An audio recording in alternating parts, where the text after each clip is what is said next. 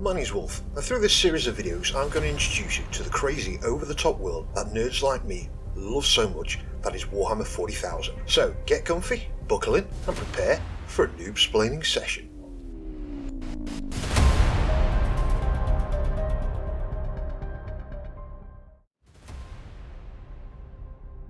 So let's talk about some of the common weapons that Space Marines use.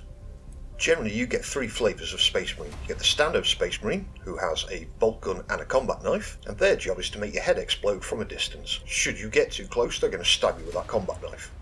Then you get the Space Marines armed with chainswords and bolt pistols, whose job it is to get in your face and cut it off with the chainsword before making your head explode with a bolt pistol. And then you get the guys with the heavy bolters, whose job it is to make you and all your friends' head explode at long range. As you can imagine, a chainsword is very effective at making your organs no longer inside your body, and a well-placed bolt round will turn you into red mist. These weapons are amazingly effective against unarmed or lightly armed troops. However, as soon as you get any kind of heavy armour on the battlefield, these weapons aren't going to cut it or explode it. So let's have a look at the other options the Space Marines have in their toy boxes for dealing with heavy armour. So one of the first options is replacing your bolter with a flamer, which is exactly what it says on the tin. It's a flamethrower. But in the 40k setting, they don't fire napalm, they fire something called promethium, which is effectively napalm on steroids. Although short range, flamers are very effective at setting everything on fire and keeping it that way for a long time. Just like bolters, flamers come in pistol, carbine and heavy weapon versions. All flamers have the same range, but the bigger ones can put even more burning hot promethium onto you. Your next option is replacing your bolter with a melter weapon. Again, melters come in all sizes, from pistol to heavy version. Melter weapons are effectively microwaves. What you are doing is at short range is superheating the target until it melts. Both are very effective at cooking the enemy, but melter weapons are primarily used on heavily armoured targets. Both the flamer and the melter is a short range weapon though. So if your enemy is a bit further away, it's time to break out the plasma guns. Again, plasma weapons come in all sizes. Plasma weapon works by launching superheated matter at you to melt you. Effectively, it's launching miniature suns. A plasma gun is not as effective as a melter gun is at melting heavy armour, but it does have much longer range. In fact, plasma weapons are generally double the range of flamers and melter guns. Your next option in the toy box is laser weapons.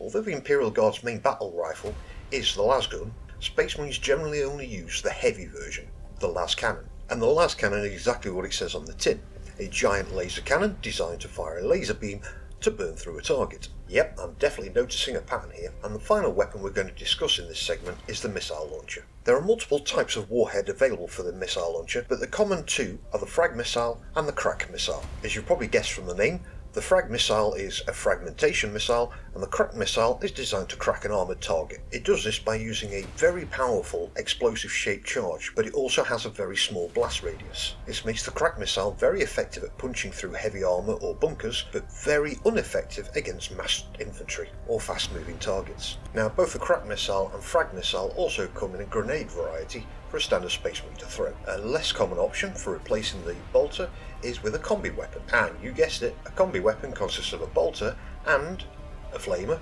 or a melter, or a plasma gun, giving you the option of firing either explosive rounds or very hot things. Combi weapons were totally not inspired by Ripley duct taping a flamer to a pulse rifle. Talking about pulse rifles, the bolt rifle now has the option of an over and under grenade launcher. I genuinely now cannot decide which is cooler, the M41A pulse rifle or the bolt rifle.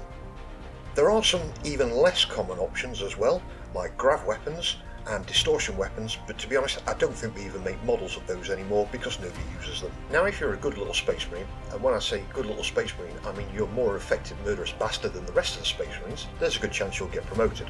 And as always, when you level up, you get access to better weapons. Now the main thing a Space Marine of rank gets access to are something called power weapons. Power weapons are melee weapons that have a powerful electronic charge in them that explosively discharges on contact with an enemy. Most commonly, power weapons come in the form of a sword, a giant glove called a power fist, or a giant hammer called a thunder hammer.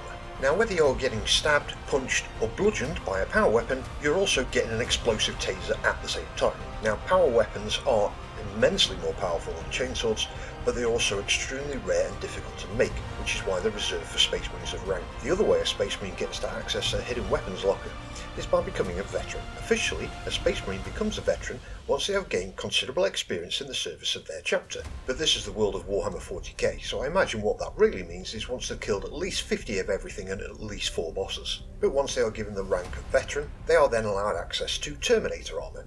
and Terminators get even more devastating weapons. Now, I will do a full video on Terminators in more detail, but effectively a Terminator is a walking tank. The standard loadout consists of a Storm Bolter, which is 2 bolters strapped together, and a Power Fist. Within a squad of 5 Terminators, generally one of them will be armed with a Terminator heavy weapon. Terminator heavy weapons are either heavy plasma guns, heavy flamer guns, the Cyclone missile system, which is basically a rack of 12 missiles on your shoulders, and finally the assault cannon, which is pretty much the gun the A-10 Warthog is built around.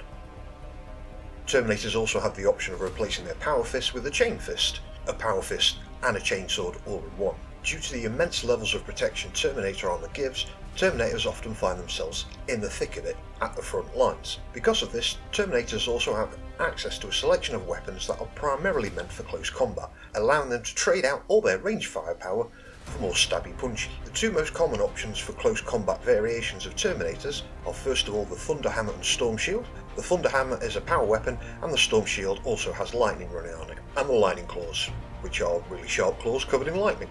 So the TLDR version, if a Space Marine isn't going to shoot you with something that's going to make you explode, he's going to shoot you with something that's going to make you burn to death. And instead of cutting you with a chainsword, they also have the option of caving your face in with a hammer covered in lightning.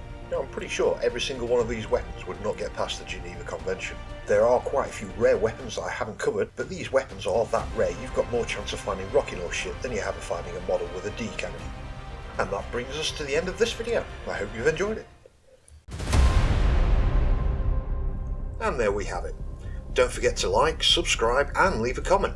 Better still, if you know somebody who could do with a bit of noob-splaining on Warhammer, and share this video with them. And at any point, if you learned something or laughed, then please hit that subscribe button. I won't ever be doing a Patreon or a merch store, so that subscribe button is the best way you can show your support and thanks from me.